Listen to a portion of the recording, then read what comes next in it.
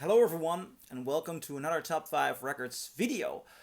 One of the most requested videos for this channel is the following question.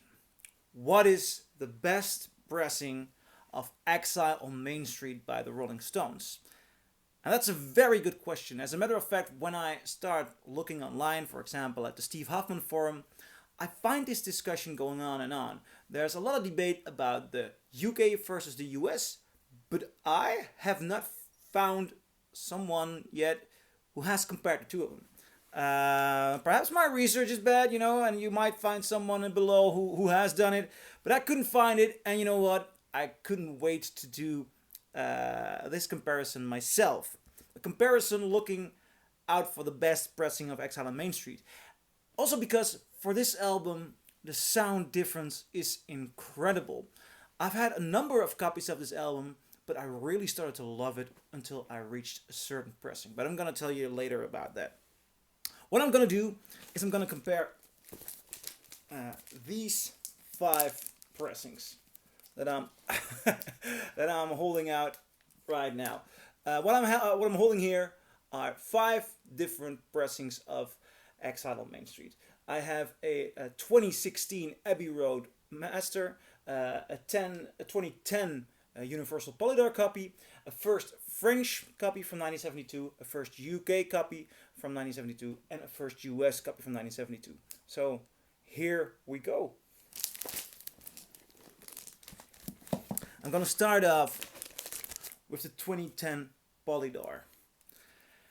And this was not the kind of pressing that got me hooked. I'll show you the first thing that they done with this album is they made it a gatefold. Everything that is interesting about the original design they just left out. Although it's easier to get the vinyl from here, it is it's just a design flaw. Let's keep it at that. The sound is, I wouldn't say horrible, but it lacks dynamics, it lacks warmth and power. And the result is that this album, this pressing, does not get me moving. This is a very tough album to master correctly because the sessions are rough and rowdy, and you gotta get into the edge of that. You gotta contain that wild and lively sound, and this does nothing of that.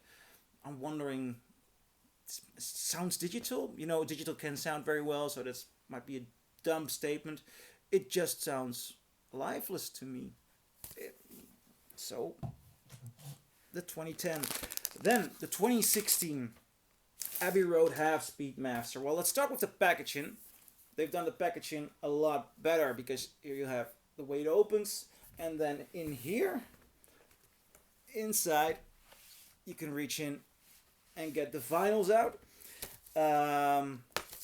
Also, they didn't leave it just there. They did a very good job in getting the postcards there, which in an original pressing are very tough to find.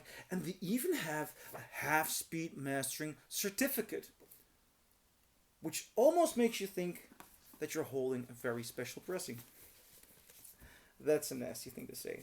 Sorry. But I do mean it. Because, to start positive with this one, it is silent.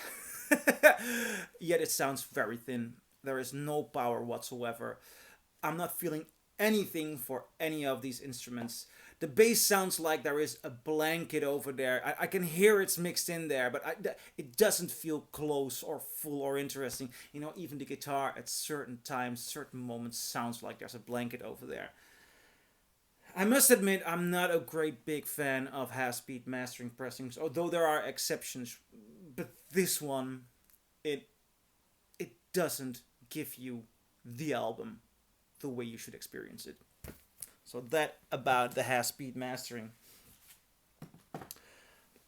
Now, my first actual copy. That's the first French one. And I found this at a marketplace when I just started collecting records. Something very interesting is when you take a look at the dead wax, this has the artisan logo. So this is mastered at Artisan. And we're gonna find these stampers more often in this video.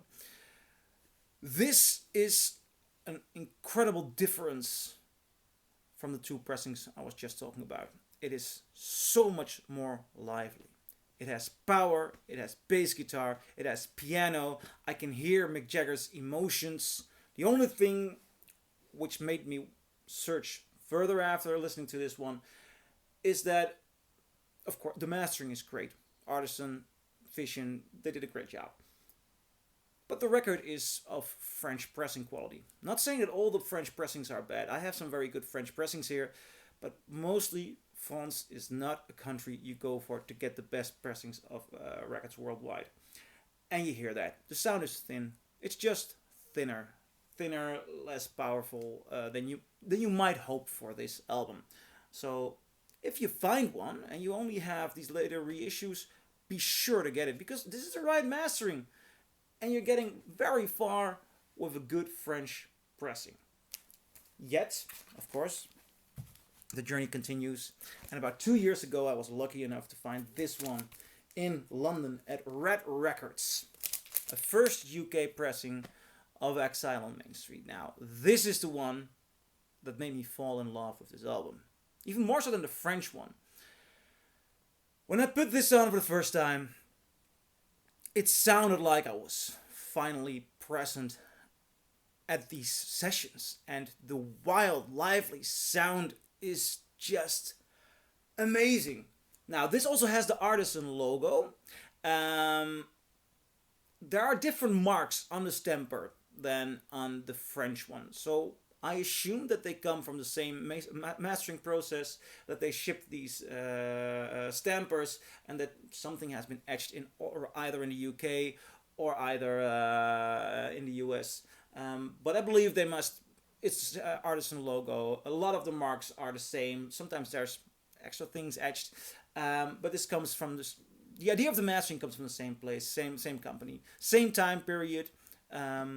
So there are resemblances. It resembles the mastering of the other one, clearly. But this is of a different pressing quality. It's fuller, it's warmer, and this, to me, is the best one yet in this video. It sounds a bit, it even sounds a bit, it's pressed a bit louder, I even have the idea. Louder than the French one. Very lively sound. Beautiful pressing.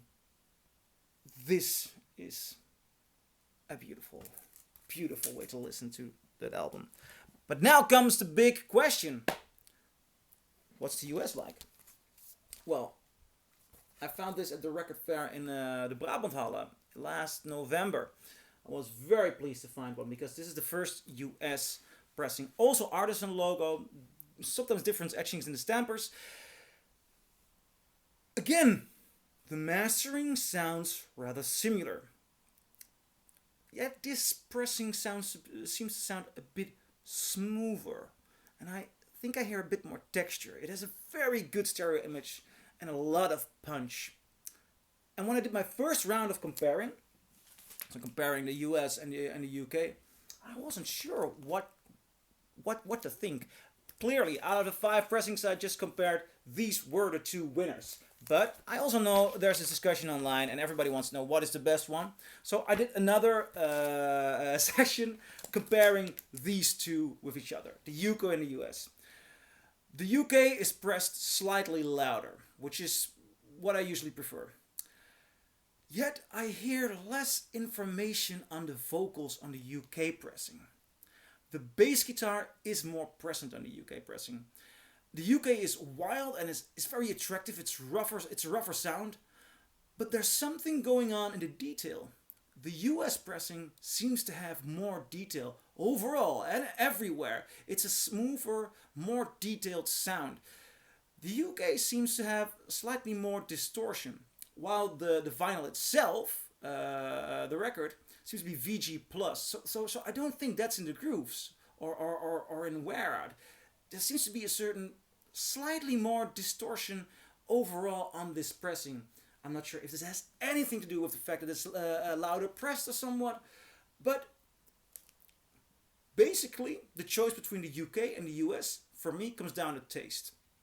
The UK sounds a bit rougher, wilder, and you get a little bit less detail, less information. The US is also rough, wild, lively, and beautiful, but smoother and more detail. My personal choice in this situation is to go for the first US pressing. I just get a little bit more involved in the detail. It sounds to me as if it's just a tad bit fresher, but then again, I really had to focus and separate these two pressings to dive into it. These are hair lines of difference. And these are very expensive pressings, so if you can find a UK or a US for affordable, go for it.